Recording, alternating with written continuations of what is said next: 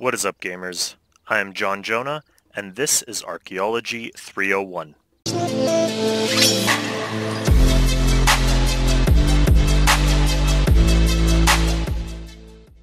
Okay, so this is going to be the training guide for level 70 to 90, or in other words, the Professor Qualification. This particular video is going to assume that you have unlocked everything when it comes to the mysteries as you've went along in your training. If you haven't, you can please refer to my mysteries guide in the description below. You'll also find a link to the complete guide where I'll talk about everything from the mysteries to the relics to the research expeditions, everything all in one place for your training from level 70 to 90. Now the very first thing you want to do at level 70 is unlock the auto screener as soon as possible. I know in my last video I was giving you guys pros and cons between the auto screener and the soil box. I've come to realize that the auto screener is going to be the best item to increase your XP per hour. The reason being, it avoids the need of having to return to the guild in order to screen all of your soil. Now once you unlock the blueprints for the auto screener, you're going to need a lot of invention materials in order to craft it. Once you have your auto screener, be sure to purchase or create enough divine charges to add to your charge pack. During your training, you can always check your auto screener to see how much divine charge you have left in your charge pack. Okay, now that that's out of the way, I'm just going to give you a quick rundown of what this video is going to include. First, I'm going to go over the different excavation sites depending on your level. Then I'm going to talk a little bit about the Stormguard Citadel and a little bit about the Warforge. And then towards the end of the video, I'm going to touch on Tetra Compasses and a couple good repeatable collections that you can do to get the last few achievements if you haven't gotten the Discoverer or the Restorer yet. As always, please consider subscribing to my channel if you haven't already. Your support would be a great help to me as I try to reach my goal of 1,000 subscribers. And with that, let's get started. So right at level 70, you're going to be at the Stormguard Citadel, excavating from the Ikovian Memorial. It's very important that you only excavate here until you obtain an Ikovian Greage. Once you obtain it, you will need to restore it, and immediately add it to your tool belt. Once added, you can teleport to the Stormguard Citadel. Now you want to do that as quickly as possible because without it you cannot teleport to the Citadel. Once here, carry on excavating at the Ikovian Memorial that's located up here. You're going to be at this site until about level 72. While excavating here, there is a chance that instead of obtaining an artifact, you will obtain the Boots of Flight. Similar to the Ikovian Greage, as soon as you obtain it, you don't need to restore it, you can just add it directly to your tool belt. And that's what's going to help you traverse these gaps that you'll find throughout the Citadel. Now, if by level 72 you still have not obtained the Boots of Flight, don't worry about it. At level 76, when you come back, the boots are going to be a guaranteed drop. One thing to note about the Stormguard Citadel, just as Kharid-et offers a chance to excavate a pylon battery, the Stormguard Citadel gives a chance to excavate torn blueprint fragments. At level 95, once you've unlocked Howell's Workshop, you can combine these fragments together to create the blueprints for Ancient Invention. I'll be covering these again in my next video, but essentially, if you want to craft the tradable blueprints for money-making purposes, you're going to need at least 300 fragments for each blueprint, or 250 fragments to create a random blueprint, which I would highly recommend you do, as the GE prices between the three different blueprints are not really that far off. If your interest is solely on unlocking the three different blueprints, all you need is about 450 fragments in order to craft 3 random untradeable blueprints at 150 fragments each. The nice thing about this is you cannot craft duplicate untradeable versions. So all you really need to do is craft 3 random untradeable blueprints to unlock all of them. From level 72 to 74, you're going to be at Everlight, excavating the Oikos Studio debris, located here. You will need to take this shortcut in order to get to this location. From level 74 to 76, you're going to be at the Kharid-et chapel debris. That's located here on the first floor. At level 76, we see the very first instance where we unlock multiple excavation sites. This is the level where the Warforge will be unlocked, as well as a site at the Stormguard Citadel. At the Warforge, you can descend into the Crucible. Once down here, head to the very bottom, where you can start excavating the gladiatorial goblin remains. This particular excavation site is a very important one, as it's one of the 2 sites needed in order to farm Tetracompass Pieces. One thing to keep in mind as you're excavating at the Warforge is that you will have a rare chance of excavating an Imcando metal fragment. There are 4 fragments in total. You will require each of them to transform a Dragon Madoc into an Imcando Madoc. The chances of receiving an Imcando fragment is unaffected by any luck enhancers. For now, stay at this excavation site until you've unlocked all 3 artifacts and contributed all of them to their collections. Once you've done so, make your way then to the Stormguard Citadel. Once here, if you still have not unlocked your Boots of Flight, continue at the Ikovian Memorial until the blue bar reaches max. Once it does, instead of obtaining an artifact, you will obtain the Boots of Flight. Equip them immediately and traverse the gap. By traversing this second gap, you will unlock the mystery Leap of Faith. Once on the main island, head over to this location to excavate at the Keshik Gur. Stay here until about level 81. At level 81, we see the second instance where we unlock multiple excavation sites. They will be the Infernal Source, Kharid-et, Stormguard, and Warforge. You can do these in any order you wish, as long as you start with the Infernal Source and end with the excavation site that benefits you the most. Meaning if you're interested in pylon batteries for XP purposes, leave Kharid-et as your last site. If you care about blueprint fragments, you leave Stormguard as your last site. Or if you care about Imcando Pieces, you leave Warforge as your last site. At the Infernal Source, you're going to be at the Vestibule of Futility, excavating at the Animal Trophies, located just here. At Kharid-et, you're going to be at the Pontifex Remains. Please be sure to have your Pontifex Signet Ring either on your tool belt or in your inventory in order to pass through the barrier. At the Stormguard Citadel, you're going to be at the Tailory Debris, located just southeast of the Keshik Gur debris.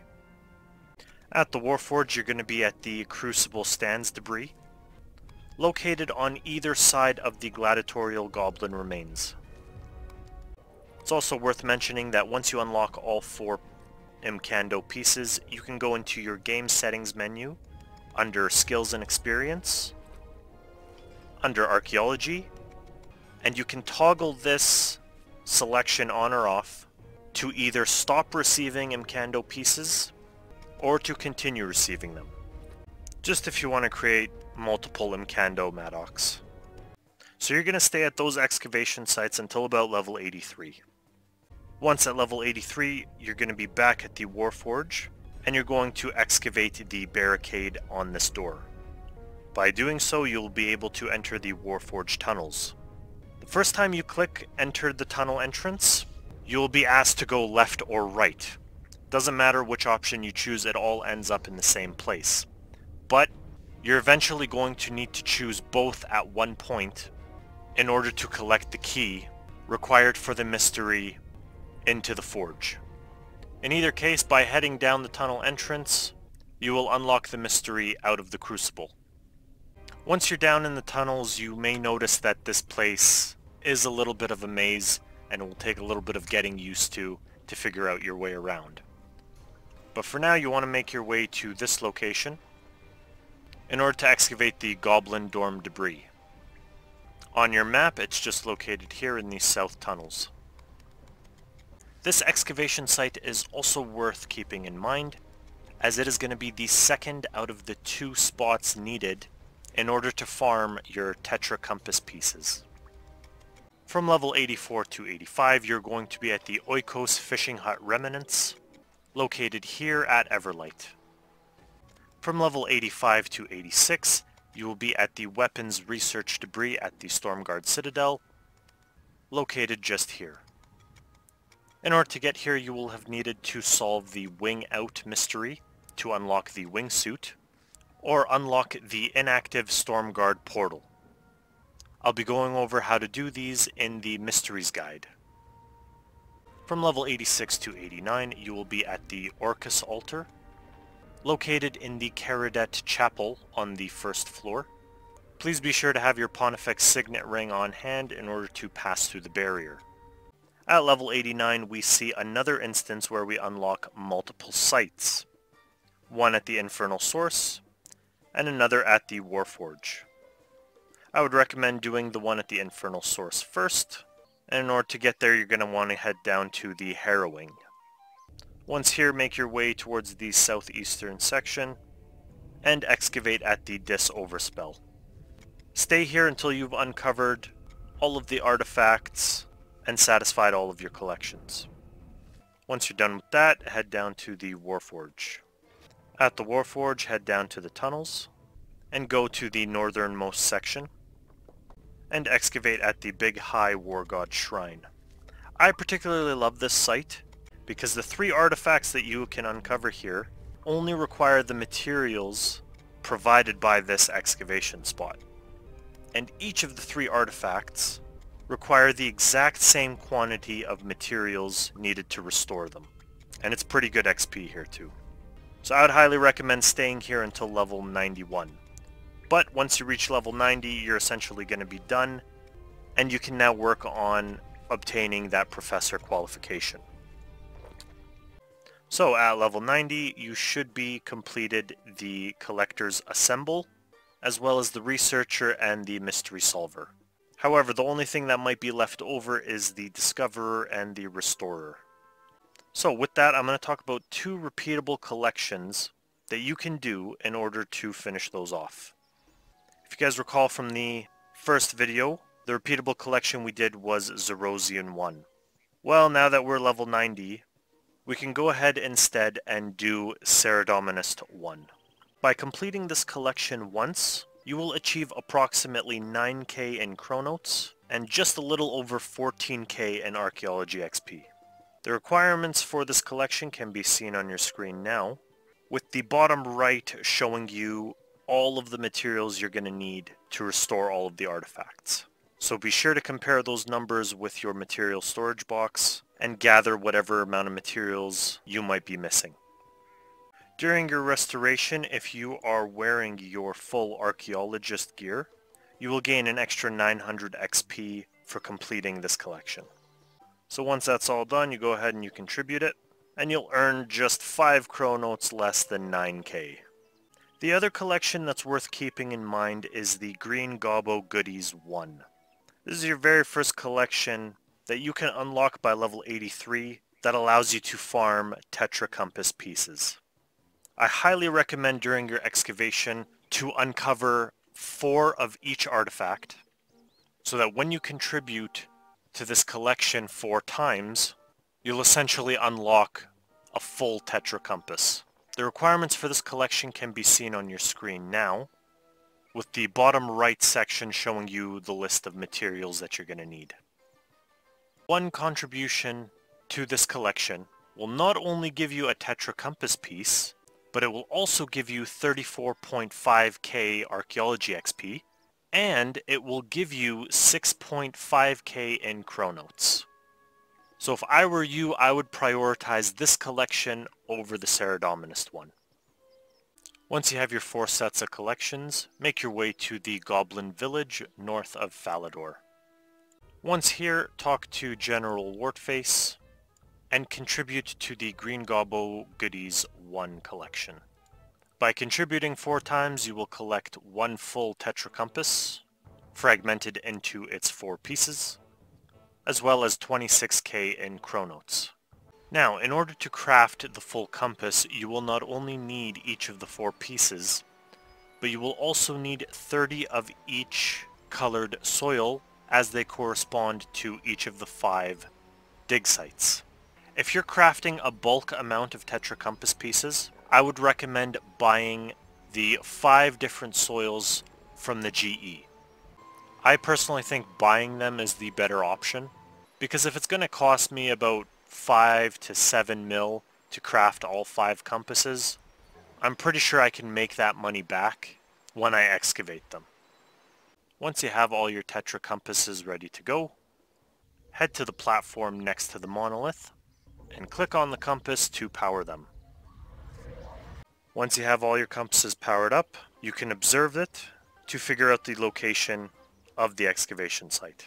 This compass puzzle is typical of what you would see in treasure trails when trying to solve the elite clue scrolls.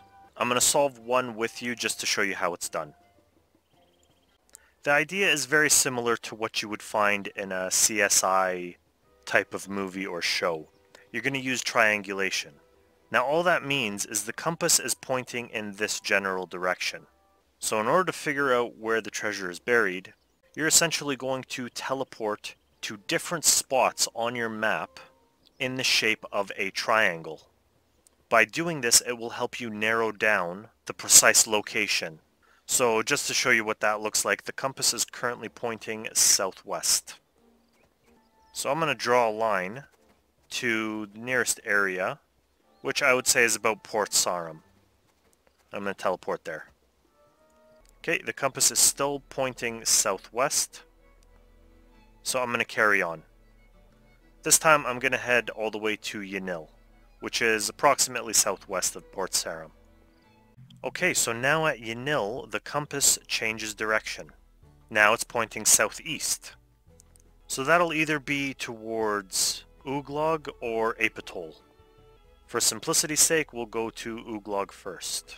Okay, and now with such a drastic change in such a short distance, we can conclude that the excavation spot is somewhere in this general area.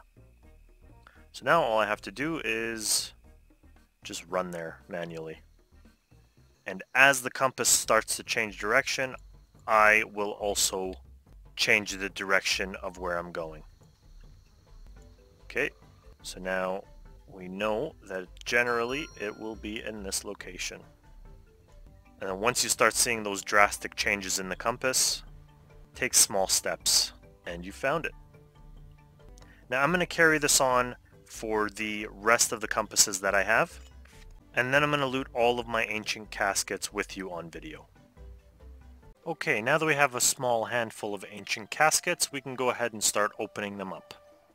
As we open them up, we're going to keep a lookout for some of the more coveted items, such as the Dragon Madoc, which has a 1 in 100 chance of dropping, as well as the Distorted Key, which has roughly 1 in 1,000 chance of dropping, and the Shadow Key, which has a 1 in 10,000 chance of dropping.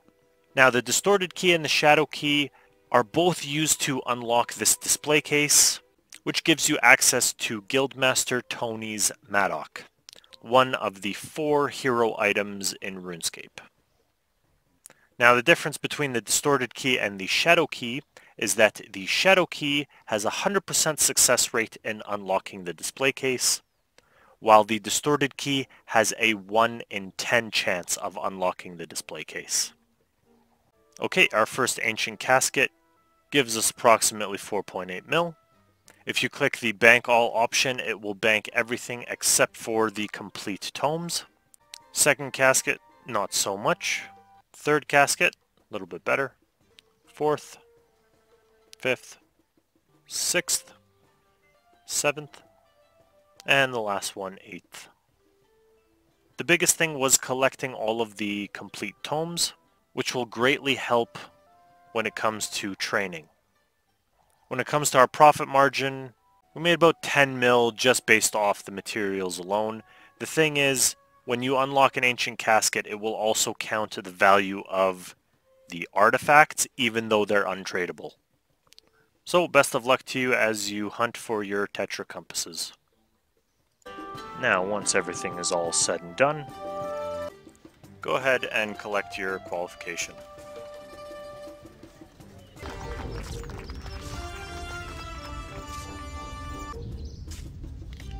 Once you've unlocked your Professor qualification, you'll notice that you've unlocked a new special research expedition called Symbiology. Luckily, upon reaching your Professor qualification, you would already unlock the Associates at level 90. No need to do any special tasks to unlock these guys. And here you can see the new research expedition that you have. If you don't care about the duration and don't want to waste any more chronotes than you have to, you can stick with the last 3 interns to run the expedition, as they do not add to your cost modifier. Once you become a professor, one of the first things you should be doing is going straight to Ezreal and unlocking the Madoc Precision upgrade. Reason being is at level 90, everything is going to be much more difficult to excavate, so this is really going to help you out and make things go by a little bit faster. The material storage upgrade, I would say, is the second priority, but you don't necessarily have to worry about getting this until about level 95. Soil box upgrade you can just get whenever you want, because you're not even going to be using it, as you should be using your auto screener instead. Okay, and that pretty much wraps up the Professor Training Guide. Thank you for watching, guys. As always, if you like the video, if you like my content, please consider subscribing to my channel to show your support. Thanks again, guys. See you next time.